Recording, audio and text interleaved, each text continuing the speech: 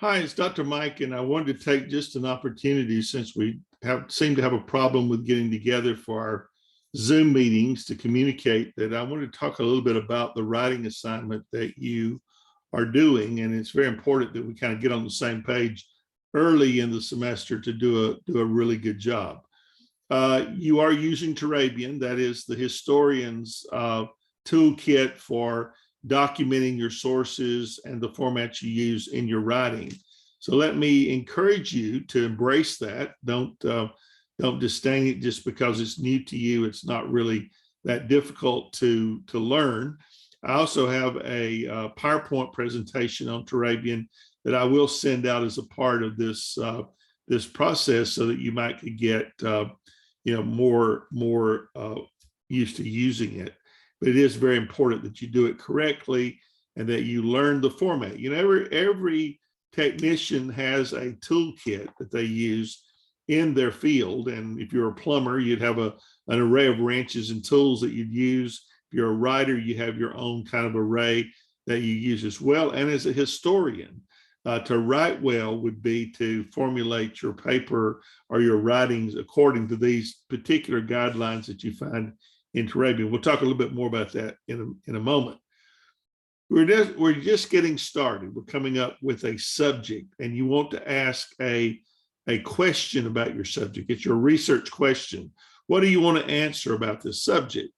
One of the disservices that I think we have coming from high school and junior high, and I've been told that you don't write anything of substance now past the 7th grade, and that may well be true, which is a shame, because we at one time used to do a term paper and do research and do sources. But this thing of writing a report out of one source and then sticking other sources in as though you've used them all, that just doesn't cut it when it comes to academic research. Research is not taking a source and giving a bunch of historiography about that source. Research is compiling a list of sources and using those to find the points about your subject that you want to delineate, to prove, or to answer your research question. I think that it's a good place to start by asking what kind of paper you're writing. There are many different kinds of writing. That's something that I find students aren't aware of much in these days, is that you always start out with what kind of paper is this going to be? Is it a discussion board? Is it a research paper, full-blown research paper? Is it a book review? Or is it just an essay on a subject? Each of the answer to that question is going to determine a great deal about what you use and how you use it when it comes to putting words down on paper. Let me say to you very clearly that in a history research paper, that there is very little space for personal reflection. And I find that to be something that's commonly done incorrectly in writing papers. I, me, and my really do not have a function in a historical paper. It is not about your opinion. You're not the expert. That is why you have sources. And some of you have heard me say this before, but I liken a research paper to a court case, where you have two sides that come in to present their case before a jury. And so both the prosecution and the defense will make an opening statement before the jury. This is what we're going to prove, and this is how we're going to prove it. That is your introduction to your paper. In the beginning paragraph, you are going to introduce your subject. You're not going to supply everything you know in that paragraph about your subject, but you're going to say, this is the research question, this is the thesis, and this is how we're going to respond to that thesis. And so recently I was writing a paper on Thomas Jefferson and about his particular ideas and thoughts. And I used 3 things that he put on his tombstone that were the things he was most proud of.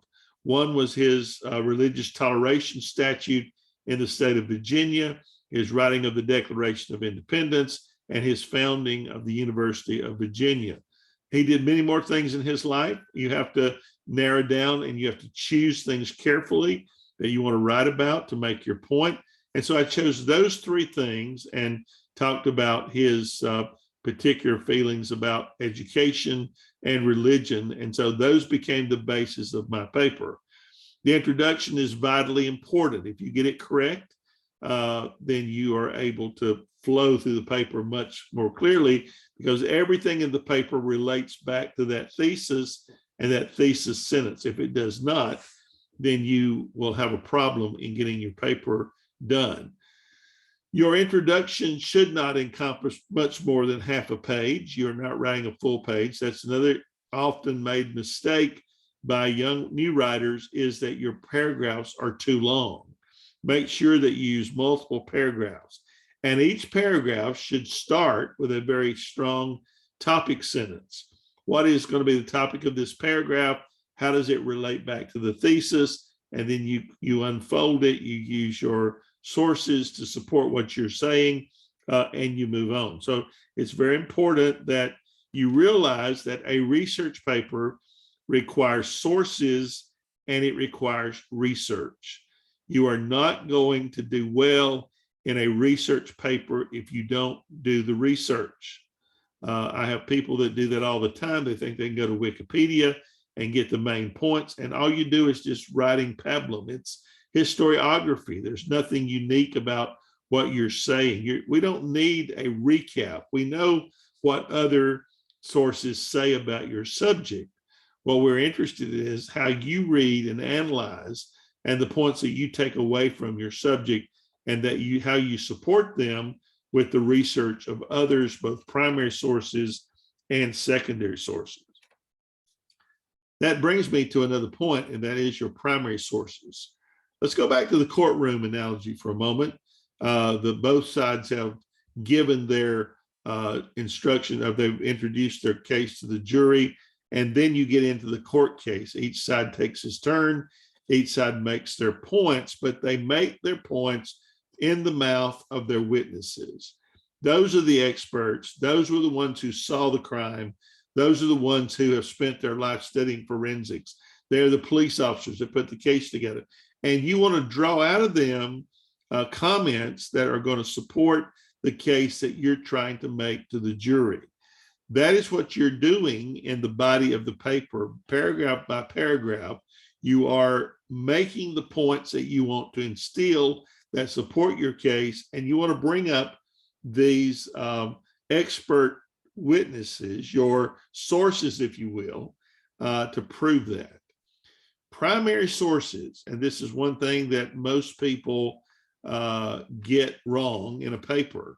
Primary sources are not just about a subject that happened, say in 1800 with Thomas Jefferson's election to the presidency of the United States.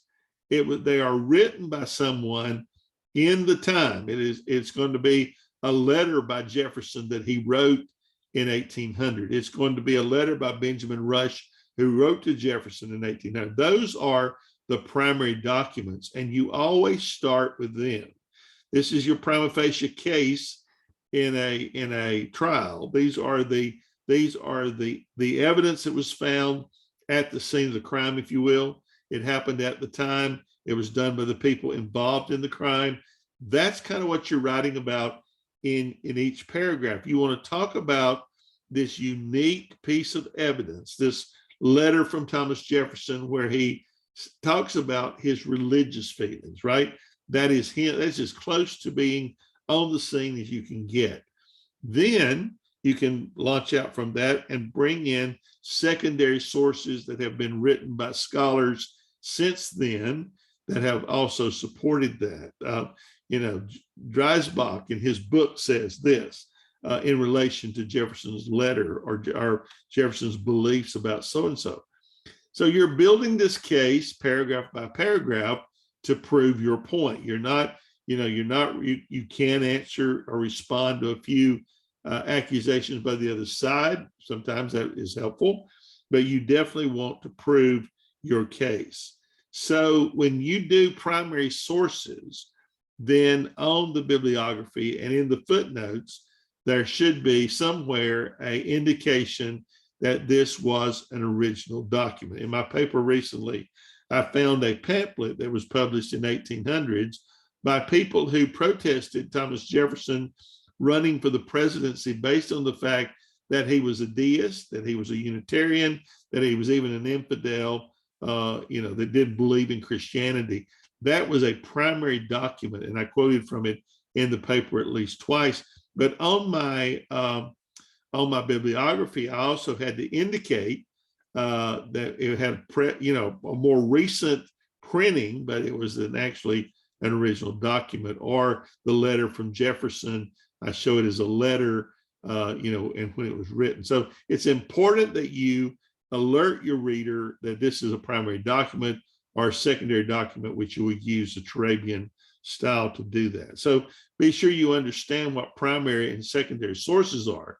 Now that you've kind of gotten your research question, you're going to begin formulating from your research your introductory paragraph. How do I want to start this?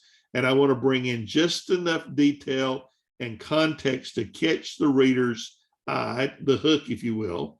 And I want to say, this is what I intend to prove. This is the question I intend to answer, and I intend to do it by X, Y, and Z. Then that will fold you into the first paragraph where you take the X, Y, and Z. You're going to talk about X first. So you take a paragraph or two or three, ever how many it takes to break that down, talk about how that relates to your subject. Every paragraph ties back to the thesis sentence in the introductory paragraph.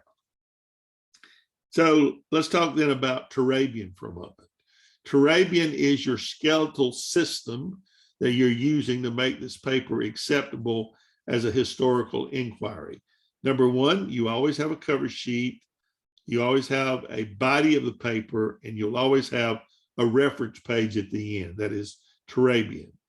On the cover sheet, most schools have a standardized cover sheet. If they do not, you want to put all your bio data there.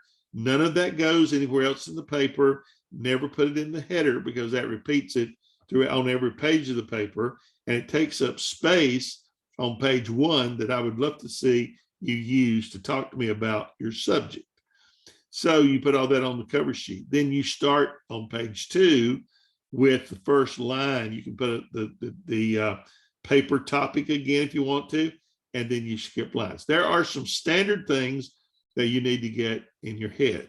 Number one, Turabian papers will be double spaced. You will indent the first line of every paragraph. Times New Roman 12-point font. Those are the Bible, if you will, of what you're using as your paper. While APA uses in-text citations, and some applications of Turabian will use that, you're not allowed to use that as a historian. You're going to use footnotes. And the one thing that I have students struggling over more than anything else is that little number that goes right after the sentence you want to footnote. That is done automatically by Word. I would encourage you to Google that. How do I do a footnote in Word, and let it show you? But you put your cursor where you want that number to appear in the text, and then you go up to the top and hit Enter Footnote. That immediately takes you to the bottom of the page, immediately puts the number in for you, so you don't have to worry about any of that. And then you're going to put a full citation of the source, starting with the author. In the footnote, this is interesting, but in the footnote, the author's name is first name, last name. That same entry on your bibliography page at the end is going to be exactly the reverse. It is last name, comma, first name. And your sources on that back page are going to be in alphabetical order. You will not have a number in front of them. They're categorized by an alphabetical order. Every source on that back page should have at least one coordinating footnote in the paper. That doesn't mean that you can't take that one source on the back page and use it different times in the paper, and be sure you put the page number in the footnote where you're taking your stuff from. What you're basically doing is you're leaving a cookie crumb trail for someone that wants to follow in your steps. So they could follow your research and pretty much come to the same sources and hopefully the same conclusion that you would come to. And that is of vital importance. Do not fail to use your sources in the text. It is not enough to put them on the back page. In fact, if you don't use them as a footnote, they can't go on the back page. So it is important that you consider that. Double spaced, there is no space between paragraphs because you have indented the first sentence of the next paragraph. So it's just a normal double space to the next line. You don't need all this white space in a paper. It should be line following line. There is no excuse in a paper for all this white space to be taken up, even though it does make your paper appear longer. By the same token, you don't change the margins to make your paper appear longer either. It is 1 inch all the way around, and that's of great importance.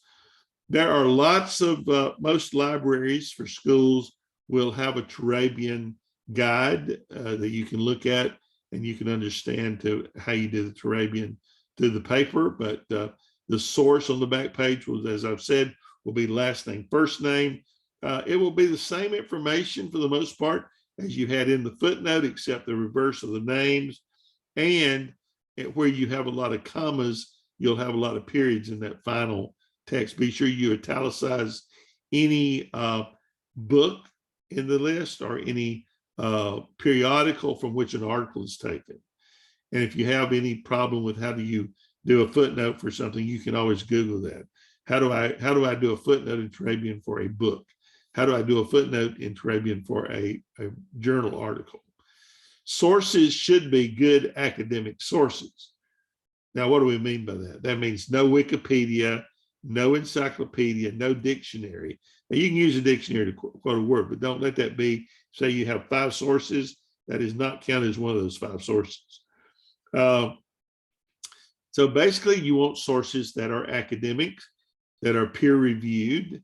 That means that they have a professor writing them. Look at the author's credentials. You cannot use .com or any of the other host of monikers that goes. It should be a .edu, a .org. Those are the things that are important. So you use those sources throughout your paper to support the claims that you make against your paper, and then you come to the conclusion. Conclusion can be several paragraphs. It should be something more than just one word, a 1 sentence pony show. It should be at least 3 to 5, but much more than that. Draw your conclusions about what you've learned. If there's any place in the paper that you put personal reminiscences, it is here. You don't put the I, me, my anywhere. You don't put I think or whatever. There's a lot of things about history also you don't use. You don't use the phrase as it was back then or the way it used to be. You're trying to avoid using your historical lens to look back on history. And that is a really big problem. We tend to infer on others what we think happened instead of going back in history and getting their glasses and put them on and look at the world in the reality that it was for them. Well, I hope this has been helpful to you. I would love to do this again. I know that some of you can't always be at our meetings because of the problem of time and work, but I wanted to have some communication with you to help you through this. And if you have any problems with your paper, please let me know. I would be really happy to set up a private Zoom with you and that kind of stuff. So I think it would be very helpful to do that anytime you need it. But for now, we'll use these videos to help. Thanks.